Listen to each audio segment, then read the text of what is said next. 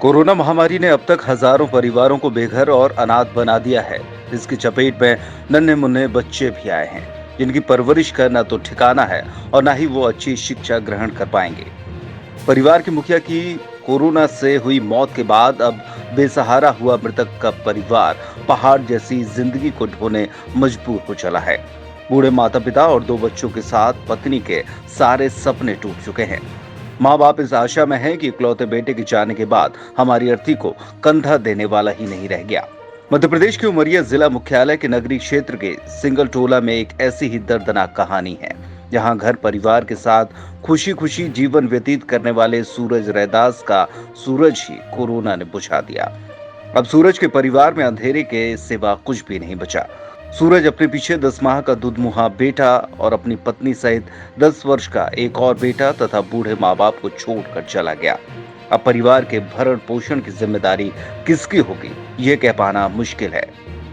2 दिन बुखार चढ़ी है, 1 मई के लेके भर्ती करें, 3 मई के वहाँ से ले आए, ठीक बुखार उखार सब ठीक हो गया। इसके बाद वहाँ से फ़ोन आया अस्पताल से, कोरोना निकल आया है, उनको तैयार कर दो, कपड़ा लत्ता तैयार धर रख दो बैग में, तो ले जाएंगे, एम्बुलेंस आएगी। तो एम्बुलेंस आई तो हम मना करें कि ना जाएंगे वहाँ, ठीक है बुखार, ज़बरदस्ती ले गए वहाँ। फिर रात में इंजेक्शन लगा दें, बाटल लगा दें, बेचैनी हो गए, टट्टी पेशाब सब बंद हो गए, रुक गए, पागल हो गए।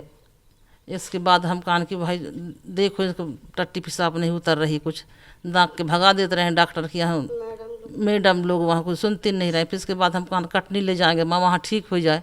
जैसे ले गए कटनी, ले जाकर तैयारी बनाए तो 1 किलोमीटर बाद ख़त्म हो गए। तो उसका दाह संस्कार कौन किया? हम ही करे हैं, घर में किया? घर में किए हैं।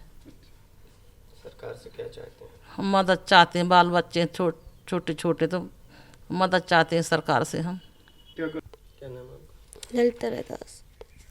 कैसे खत्म हो गया आपका पति? कोरोना में। कौन देख रेख करेगा? पता नहीं। कितने बच्चे हैं? 2। कैसे पालन पोषण करेंगे, क्या करेंगे? करेंगे मेहनत मजदूरी करके।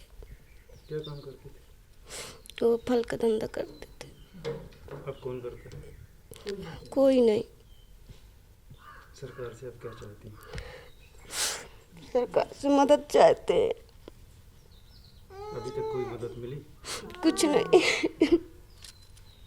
जहां एक ओर मध्य प्रदेश सरकार के मुखिया कोरोना काल के दौरान ये कहते नहीं थकते थे कि जिस भी परिवार की कोरोना से मौत होगी, उस परिवार का भरण पोषण और यतीम हुए बच्चों को बालिग होने तक हर सुख सुविधाएं सरकार की देखरेख में दी जाएगी, लेकिन अब उन मृतकों के परिजन सरकारी दफ्तरों के चक्कर काट रहे हैं और एसी में बैठे अधिकारी इन परिजनों के साथ अभद्र व्यवहार करने पर आमादा हैं।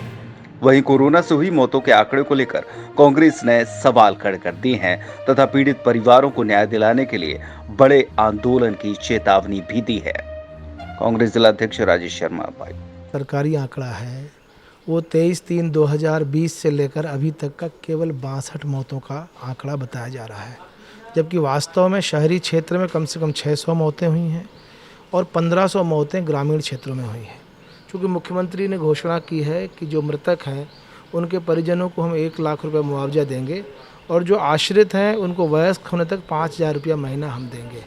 तो सरकार केवल 60 लोगों को जो कोरोना से मरे हैं 2000 और सरकार 62 लोगों का आंकड़ा बता रही है, तो वो कैसे उनको मुआवजा देगी और कैसे अपनी घोषणा का पालन करा पाएगी?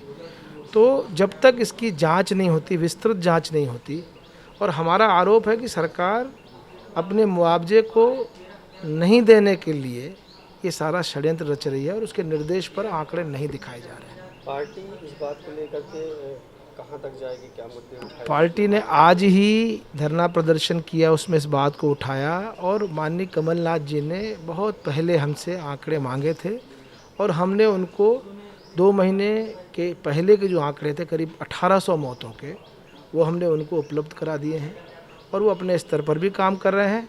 लेकिन चूंकि आप मौतों पर भावनाओं से खेलने का काम कर रहे हैं मुख्यमंत्री जी, और जो मृतक हैं जिनका सब कुछ चला गया है इस कोरोना की बीमारी में और उसको उन्होंने वो राहत देने की बात कर रहे हैं, वो जिंदा जब थे तब वो दवाई नहीं दे पाए, मरने के बाद उनका वो अपमान कर रहे हैं। तो अपमान न करें उनके प्रति सहानुभूति है अगर आपके दिल में जरा सी भी, तो उनको मुआवजा दें। और मुआवजा आपको 2000 लोगों को देना पड़ेगा जितने मरे हैं, नहीं तो हम लोग आंदोलन करेंगे, उनको न्याय दिलाने के लिए लड़ाई लड़ेंगे हम लोग। कांग्रेस ये कहना गलत नहीं होगा कि कोरोना आम जनता की मौत का कारण बना, जिससे हजारों गरीब और अमीरों की मौत हुई है।